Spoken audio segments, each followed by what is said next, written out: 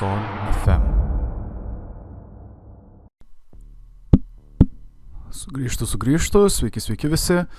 Taigi, nepykit, šiek tiek gal mažiau muzikos pasiklausėm, ne visai 20 minučių iškenčiau, bet čia taip yra, nes kadangi išties didelė tema šiandien mūsų laukia, tai matot, jau vien tik pirma dalis šiek tiek ilgiau užsitęsė, tai aš norėčiau daugiau jums papasakot, leiskit, labai jaučiuosi šiandien socialus su jumis. Taigi, tęsime temą apie skraidančias lėkštes. Tai dabar šioj daly pabandysiu apžvelgti daugmaž, nuo ko visą tai prasidėjo. Tu prasme, na gerai, gal ne visai nuo ko tai prasidėjo, bet pabandysiu apžvelgti, kuom tai labiau modernėjo, galbūt kokioj stadijoje visas šitas fenomenas yra dabar. Tai apskritai, kad pradėtai, prisiminkim, kad apskritai žmonės visais laikais kažką matydavo dangui. Čia nėra taip, kad skraidančias lėkštes ir apskritai NSO mes matom tik dabar ir tik vakar ir panašiai. Tai apsibrėžkim, kad NSO yra apskritai bet koks neatpažintas skraidantis objektas. Tai jis turi būti objektas, jis turi skraidyti ir jis turi būti kažkas, ko mes neatpažįstam. Kartais NSO gali būti paprasčiausiai paukščiai. Jeigu mes nežinom, kad tai yra paukštis, jeigu mes neatpažįstam to paukščio, bet tai skraido ir tai yra dangui, mes tai pamatę galim sakyti, kad tai yra NSO. Todėl supraskim, kad ne visi NSO būtinai bus, ir skraidančios lėkštės arba, sakykim, kažkas nežemiško, apskritai kokie ateiviai ir panašiai. Tai ką aš noriu tom pasakyti, tai kad, išlikim atviri tą idėją, kad galbūt ne visais atvejais, kada mes kažką pamatom padangėse, yra būtent tai, apie ką aš čia kalbu, kad tai yra būtent kažkokie ateivių technologija ir kažkokių atvykėlių iš kito žvaigždyno, sakykim, zeta retikulinai, ar kaip ten jie vadinasi ir panašiai, ten tie gyventojai iš kitų žvaigždynų. Tai įsivaizduokim, kad galbūt yra vis tiek visais atvejais ta galimybė paaiškint viską logiškai. Tai, kaip ir minėjau, žmonės visais laikais matydavo kažką dangui. Tai, kaip pavyzdys, anksčiau dar 19 amžiaus gale, šiaip NSO galima būtų, galbūt jie vadinosi, taip angliškai sakant, mystery airships. Tai, tokie, kaip čia pasakius, dangui beskraidantis šviesos ar kažkas panašaus, tokie kaip tokie rutuliai ir panašiai, juos taip vadindavo seniau žmonės. Tai tiesiog neatpažinti sklajūnai, skraidytuvai ir panašiai. Kaip jie atrodydavo, vėlgi, neturiu galimybių jums tai parodyti, bet realiai tai atrodė kaip dirižabliai, kas yra juokinga. Tai netrodė kaip skraidančios lėkštės, bet pavyzdys, kas arčiausiai mūsų NSO dabar, prieš daugiau nei 100 metį žmonės tai vadindavo tiesiog neatpažintais sklajūnais, kažkas panašaus ir panašiai. Jie atrodydavo kaip dirižabliai. Ir iš ties tam tikrais atvejais tai būdavo dirižabliai, bet jie atlikdavo tuos keistus manevrus jau tada padangėse. Tai paprasčiausiai žmonės dažniausiai jas matydavo naktimis, matydavo virš debesų ir tie objektai skleisdavo šviesas ir panašiai. Bet kaip ir minėjau, jie atrodydavo bent jau perpaišius juos, tiem liudytojams perpaišius tuos laivus, jie atrodydavo kaip dirižabliai paprasčiausiai. Ir vėlgi, tai viskas vyko dar prieš Pirmąjį pasaulinį karą. Tai, kad suprast, taip, tikėtina, kad tie įvykiai gali būti paaiškinti dirižabliais, bet žmonės vis tiek aiškindavo, kad jie skraidydavo greičiau nei dirižabliai. Tai tikėtina, kad galbūt ne visi tie atvejai, kuriais žmonės kažką matydavo padangėse, dar 19 amžiaus gale, buvo būtent, dirižabliai. Galbūt jų net nebuvo tiek daug, sakykime, tai gal taip susitaikykim. Galbūt jau žmonės tada matė kažką keisto, kažką neatpažinto, išties tuos tikruosius NSO, kuriuos matom dabar. Tai kad suprastai, kad tai yra istoriškai svarbus dalykas, yra labai svarbu. Tai ką paprašysiu, tai kad toleruot tą tokį dalyką, kad galbūt tai yra ir istoriškai ir kultūriškai svarbus fenomenas, kad žmonės galimai jį matė ir stebėjo jau nuo seno. Ir nebūtinai tai būdavo dirižabliai. Bet kažkokios šviesos, kažkas dangui, tai pastebima yra iki šiol. Vėlgi, jau Antrojo pasaulinio karo metu tai vėl išgarsėjo. Jie buvo vadinami tie kaip ir, vėlgi negaliu netgi išversti to pačio žodžio, taip labai paprastai, atleiskit už mano skurdų leksikoną, bet Foo Fighters, juos taip vadindavo pilotai. Tai būdavo tiesiog šviesus kamuoliukai, kažkas panašaus į tai. Pilotai dažniausiai Antrojo pasaulinio karo metu juos pastebėdavo ir tai būdavo toks dažnas fenomenas, kad jie juos tiesiog taip pavadino ir tai nebuvo kažkokia net keistenybė jiem. Jie įtardavo, kad tai galbūt kokios nors, eksperimentinės raketos galbūt, ar kokie nors eksperimentiniai ginklai iš nacijų ar kažkas panašaus. Bet vėlgi, kas tai buvo konkrečiai, mes nežinom. Tai būdavo kažkokios keistos, šviesos, keisti kamuoliukai, kurie sekdavo iš paskos lėktuvą. Ir būtent jie nedarydavo jokios žalos ar nekeldavo kažkokios didelės baimės ar panikos, bet pilotam tai būdavo keistas dalykas. Tai vėlgi, NSO egzistavo ir tada, kaip žinia. Bet va būtent po antrojo pasaulinio karo atsirado tas dalykas kaip skraidanti lėkštė. Mes tokios savokos neturėjome iki pat, jeigu neklystu, 1947 metų. Labiausiai pagarsinęs būtent tą savoką buvo vadinamasis aviatorius. Sakykime, ne tai, kad aviatorius kaip filmas, bet toks vienas civilis aviatorius, tai Kennethas Arnoldas. Tai, kaip minėjau, jisai yra pilotas. Jo istorija labai paprasta, jisai skraidė iš ryto netoliese tam tikrų kalnų Amerikoje čionais. Ir esmė yra tame, kad jisai pastebėjo berods 9 plius minus lėkštes, kaip jisai pavadino. Jisai va būtent tą pavadinimą pirmą kartą pasakė. Jisai pasakė, kad jisai matė kažką panašaus lyg skraidančias lėkštes, nors jisai perpaišė tas lėkštes labiau panašias į kaip pusmėnulio formos, tokius kaip bumerangus. Labai keistus, sakykime, labai keistai atrodančius, visai ne taip, kaip dabar mes įsivaizduojam skraidančias lėkštes. Bet esmė, kai jisai bandė pasakyti, kad tie objektai, tie 9 objektai, kurie buvo matomi virš kalnų, kuriais jisai skrido, jie skrido labai dideliu greičiu, jie skrido virš, tuo metu tai buvo praktiškai neįmanomas dalykas, tai jie skrido virš garsinių greičių. Ir skrisdami jie tuo viršgarsiniu greičiu nebuvo to, soninio sprogimo. Žinot, jeigu tu skrendi greičiau negu garsas gali, ta prasme, suspėti, kaip čia taip ūkiškai tariant, tu gali išgirsti tokį sprogimą. Tai to sprogimo nebuvo. Jisai sakė, jis pamatė, kad tie objektai skrenda išties greitai, bet jokio sprogimo nebuvo. Ir net nei matėsi, nei girdėjosi tokio dalyko. Taigi, jisai dar kas dėl tų lėkščių yra, tai kad jisai pasakė, kad jos skrido lyg jos, būtų vandens paviršium, pats akmenukas, taip, ar kokia lėkštė, ar akmenukas plokščias, jisai trankytųsi virš vandens.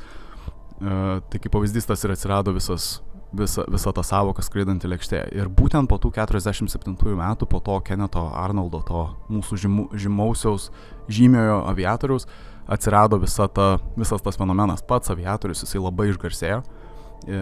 Tai čia tiesiog tam, kad prisimint visiems, tai jisai išties išgarsėjo. Žmonės pradėjo jam siųsti laiškus, klausinėti įvairių dalykų, skambinėti. Ir kai kurie žmonės tom naudojosi, nes iš esmės, matot, jeigu tu gali išgarsėti papasakojęs neįtikėtiną istoriją, tai kodėl ir man to nepadarius. Tai žinoma atsirado, kaip ir minėjau, tų daugybė šarlatanų.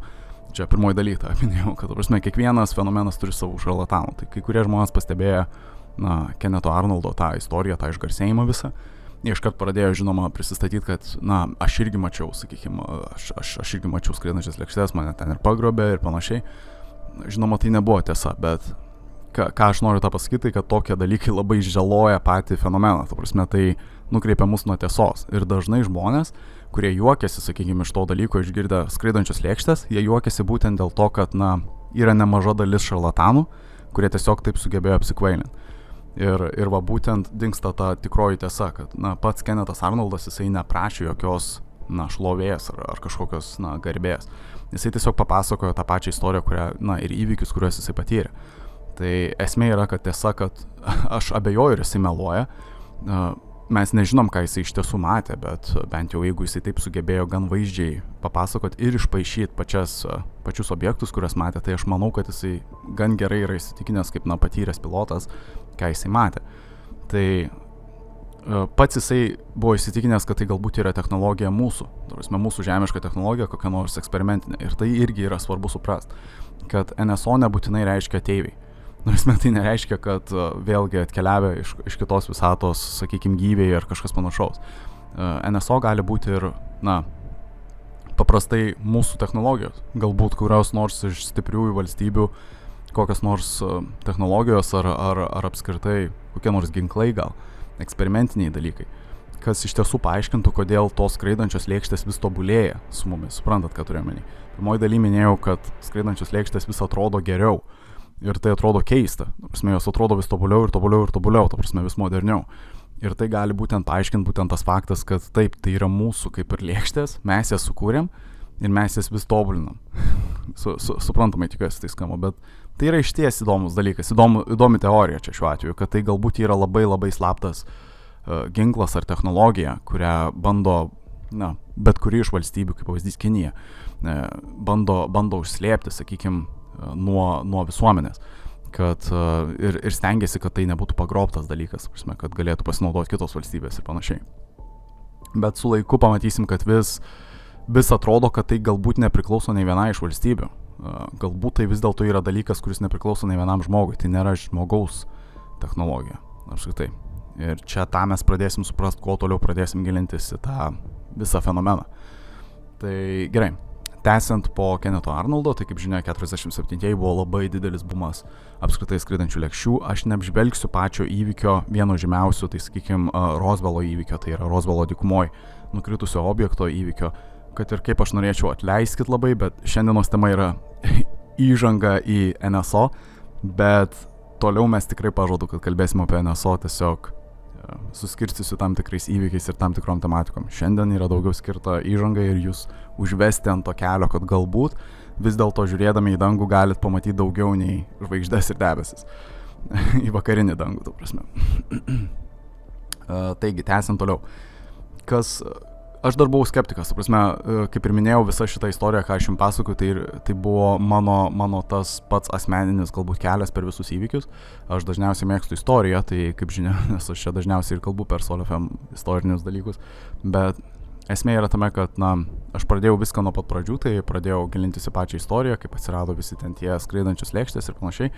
Ir judėdamas toliau aš pastebėjau, kad vis dėlto mano klausimas apskritai iškilo, ar kažkas skyrė dėmesio, ar apskritai buvo skirta kažkokie resursai ištirti šitus dalykus, šitus įvykius. Ta prasme, patikrint žmonių liudijimus. Tai kaip pavyzdys, jeigu tavo kaimynas sako, kad jis kažką matė dangui, tu gali, nusijuokti ir tiesiog pamiršta istoriją. Bet ar yra tų žmonių, galbūt, nežinau, kokių nors lyderių, tai pavadinkim, kurie vis dėlto atkreipia dėmesį į tą kaimyną ir nusprendžia pasižiūrėti, ar vis dėlto tai buvo tiesa, kad ką jisai matė ir, įsitikint galutinai. Ir vis dėlto kai kurios vyriausybės, vėlgi mes daugiausiai sutelksime į Jungtinės Amerikos valstijas, tai būtent JAV skiria išties didelį dėmesį tam. Ir tai buvo slaptas dėmesys, taip, tai yra, ta prasme, žmonės apie tai neturėjo sužinoti, manytina. Ir JAV skiria labai didelę, sakykime, lėšų sumas ir didelius resursus būtent skirdavo šito fenomeno bandymo paaiškinti. Ir nebūtinai paaiškinti, bet kai kuriais atvejais mes suprasim, kad ir paslėpti arba nukreipdėmėsi nuo to. Ta prasme, bet esmė yra ta, kad valstybės apskritai jos skiria dėmesį ir didelį dėmesį būtent šitam fenomenui ir tikėtina, kad pinigai, tokie didžiuliai pinigai nebūtų skiriami dalykui, kuris, yra juokingas, sakykime, pilkiem žmogeliukam ir patyčiom ir panašiai niekas neskirtų tokio biudžeto, kaip pavyzdys. Tai jeigu JAV skiria tokius dalykus, kuria tokius projektus ir panašiai, kad būtų naršomi žmonių liudijimai ir būtų aiškinamasi, kas iš tikrųjų įvyko, tai tikėtina, kad kažkiek tiesos yra. Kaip ir minėjau, ta kažkokia kibirkštis yra. Jeigu matom dūmus, tai galbūt ir kažkur buvo kibirkštis. Tai gal ne viskas buvo tiesa, galbūt ką jie išnaršė, bet tikėtina, kad jie rado ir kruopą teisybės, kurią bandė užslėpti. Galbūt tiesiog kai kurios valstybės išsiaiškino, kas iš tikrųjų buvo ir galbūt tai buvo ta tiesa, kurią buvo verta paslėpti nuo visuomenės ir neleisti jiem išsiaiškinti, kas vis dėlto atsitiko arba ką vis dėlto rado. Ką noriu tom pasakyti, kad iš esmės jau po 47 metų atsirado keli projektai, bent jau JAV.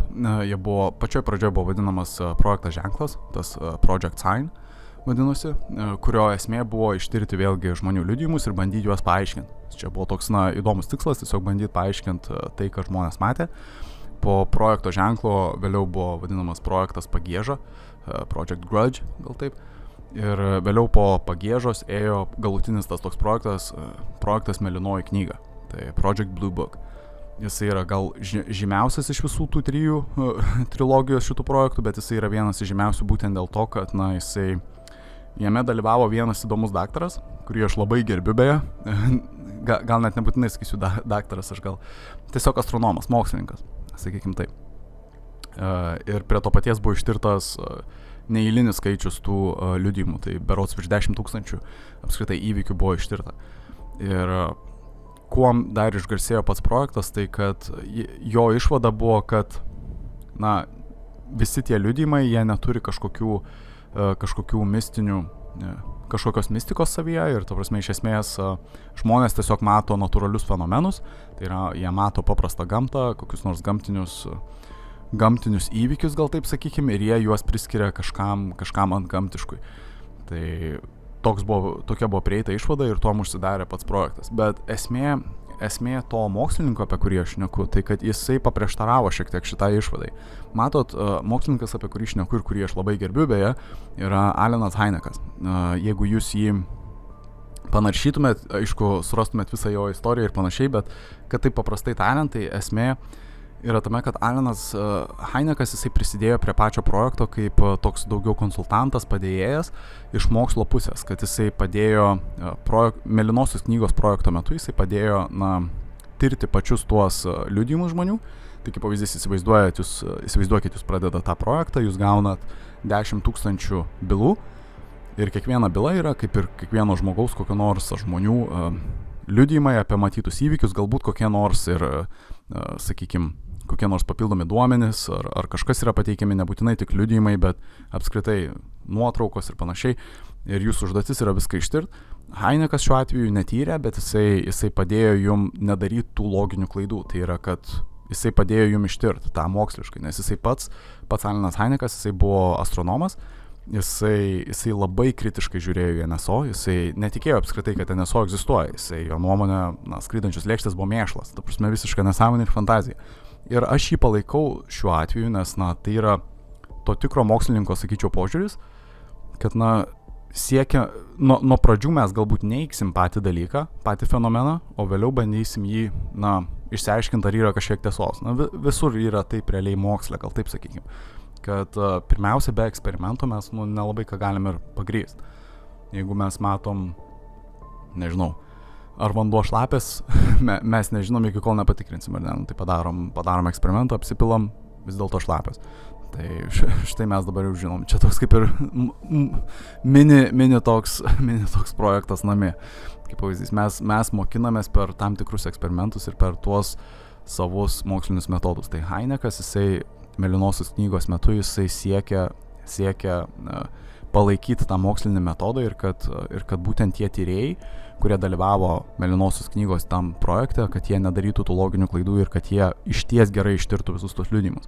Dabar Hynekas, kaip ir minėjau, jisai buvo skeptikas visą tą laikotarpį, bet po Mėlynosios knygos projekto ir po Mėlynosios knygos tų išvadų pateikimo jisai pasakė, kad vis dėlto kažkas yra tam fenomene. Ir ką jisai norėjo pasakyti, kad iš tų 10 000 liudijimų, virš 10 000 beje liudijimų, kai kurie liudijimai išties buvo nepaaiškinami. Kai kurie liudijimai nelabai galėjo būti paaiškinti, kai kurie įvykiai, galbūt net, sakykime, net neliudijimai, nes, kaip ir minėjau, ne viskas buvo tiesiog remiamas žmonių pasakojimais, bet kai kurios bylos buvo konkrečiai fiksuotos ir, kaip pavyzdys, nuotraukom. Tuo metu dar vaizdo įrašų kaip ir realiai nebuvo, bet buvo nuotraukos, piešiniai ir panašiai. Ir net kai kuriuos įvykius, ta prasme, fiksuodavo ne vienas žmogus, bet daugybė liudytojų. Tai, kaip pavyzdys, jeigu 100 žmonių pamato skraidančią lėkštę, yra labai sunku nuneigti, kad visi 100 žmonių tiesiog haliucinavo vienu metu. Tai, kaip pavyzdys, tam tikrai įvykiai ir nemažas procentas iš tų 10 000 liudijimų Hyneką privertė susimastyti, kad vis dėlto tas fenomenas yra kažkas daugiau. Jisai nepradėjo tikėti, kad skraidančiose lėkštėse gyvena, sakykime, pilki maži žmogeliukai, bet jisai pradėjo mąstyti, kad vis dėlto žmonės galbūt nemeluoja.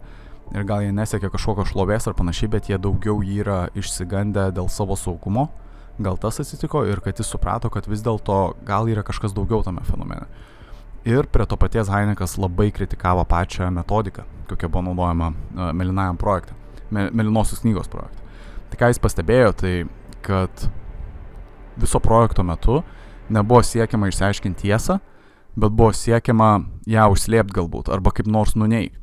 Ta prasme, priejus prie bet kokios bylos, Hynekas juokdavosi, kad, iš esmės, bet kokia byla, sakykime, bet kokia byla bus užversta iš karto, nes bus pasakyta, kad žmonės tiesiog sumaišė žvaigždės, pamatė krentantį kokį ten meteorą, sakykime, ar krentančią žvaigždę, tas žymusis išsireiškimas, dar pajuokausiu, žymusis, kad žmonės, jeigu kažką pamatė keisto miške ar, sakykime, daugiau pelkėse, apskritai pelkėse, jeigu kažką pamatė, tai tikriausiai jisai pamatė, įsižiebusias pelkių dujas. ir tai išties paaiškina kai kuriuos įvykius, bet tikrai ne visus. Nes, kaip žinia, pelkės, jos išskiria tam tikras dujas ir tos dujas kartais gali užsidegti, įsižiebti. Ir išties, jeigu žmogus yra nepatyręs, sakykime, jis vaikščioja per pelkės kur nors vakare, jis gali pamatyti tam tikrų įdomių vaizdinių, gal jam gali tai atrodyti kaip NSO, nežinau. Bet ar tikrai visi tie įvykiai buvo būtent pelkių dujos, nežinau. Bet bent jau Heinekas pastebėjo, kad dalyviai ir būtent tie tyrėjai Mėlynosios knygos projekte, jie siekia kuo greičiau viską užvers. Jie nesiekia ieškoti tiesos, jie nesiekia naudoti tą mokslinį konkretų metodą, išsiaiškinti, kas atsitiko, bet jie siekia kuo greičiau tą paaiškinti, užvers knygas ir judėti toliau. Pateisinti greičiau tą skirtą biudžetą tyrimam. Ir galbūt aš tą skaitydamas pradėjau mąstyti, kad, gan keista iš tiesų, gal vis dėlto aš panašiai kaip Heinekas tiesiog atsiverčiau kartu su juo ir tuo metu, kaip ir minėjau, aš buvau visada tas toks skeptikas, bet paskaitęs būtent Heineko istoriją, aš kažkaip pagalvojau, kad galbūt yra kažkiek tiesos tame fenomene, kad yra išties labai lengva viską nuneigti ir bandyti paaiškinti labai paprastai, kad žmonėm vaidenasi, kaip su tais vaiduokliais, sakykim, bet yra kur kas sunkiau pripažinti, kad vis dėlto gal mes klydom ir kad gal tie žmonės, kurie liudija, kurie išdrįsta atsistoti ir pasakyti, kad jie kažką išties matė ir net ir paskambinti tam pačiam policininkui kaip pavyzdys ir pranešti apie keistą įvykį, galbūt tie žmonės vis dėlto kažką matė, galbūt jie nemeluoja. Ir galbūt verta yra mum ištirti tą dalyką iki galo. Ir kaip žinia, dabar vis, ypač šiomis dienomis, tai labai garsėja, patys įvykiai labai įdomėja, pats fenomenas labai išgarsėja. Apie tai, kaip čia visą tai išgarsėja moderniom dienom, šiom dienom, sakykim, ir šių dienų aktualės, aš pabandysiu jums pranešti jau po pertraukėlės, nes kaip žinia, aš vėl plepu 20 minučių ir vėlgi skankinu 20 minučių. Todėl paprašysiu jumis dar pasilikti, dar šiek tiek pakentėti. Ir po 20 minučių su jumis sugrįšiu jau paskutiniai daliai, kad jau galėčiau, daugiau mažiau užbaigti šitą įžanginę NSO dalį ir kad, nežinau, pasiruoštumėm kiekvienai savaitėjai kalbėti ir diskutuoti šitais klausimais. Kaip visada, galite studiją skambinti dabar šiuo metu, jeigu, žinoma, jūs tiesiog esat prisijungę, jeigu čia klausotės sekmadienį arba antradienį, sakykim, to kartojimo, tai neskambinkit. Bet rašykit visada. Tai šiuo atveju, kadangi dabar viską tiesiogiai transliuojam, šeštadienį vakare. Skambinkit, rašykit, klauskit ir būtinai atsiliepsim, pasikalbėsim, galėsim, žinoma, pabandykit galbūt į temą paskambinti ir paklausti, galbūt jūs, jeigu domina šitą temą ir jeigu turit ką nors pranešti apie NSO, paskambinkit, būtų įdomu pasiklausyti, būtų įdomu išgirsti jūsų istoriją, būtų įdomu apie ją padiskutuoti šiek tiek. O jeigu drąsos neužtenka, galit parašyti, pabandysim apžvelgti ir tai. Tai palinkėsiu kol kas sėkmės, pasilikit su Sol FM, netrukus sugrįšim, 20 minučių plius minus, kaip ir minėjau, ir paklausykim geros muzikos.